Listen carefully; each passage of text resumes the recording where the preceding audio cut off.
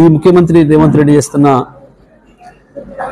అరాచక పాలన ఏదైతుందో రాష్ట్రాన్ని లూటీ చేసే పద్ధతుల్లో ఏదైతే చేస్తున్నాడో ప్రభుత్వ భూముల్ని అడ్డగోలుగా అపనంగా తనకి ఇష్టమైన వాళ్ళకి కట్టబెడుతూ అన్ని నిబంధనలు అధిగమించి ఒక పెద్ద భూ కుంభకోణానికి పాల్పడుతున్నాడు.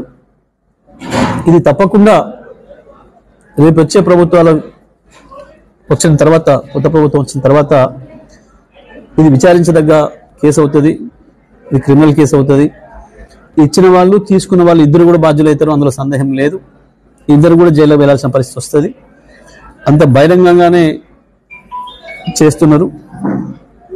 ఏ జగ్గు వంకు లేకుండా ముందు డబ్బులు సంపాదిస్తే చాలు, తర్వాత ఏమన్నా కానీ అన్న పద్ధతుల్లో అన్ని నిబంధనలు కూడా తొంగలు తొక్కి చేస్తూ ఉన్నారు. ఇప్పటి వరకు ఎప్పుడు కూడా జరగలే అటువంటి చరిత్రలో.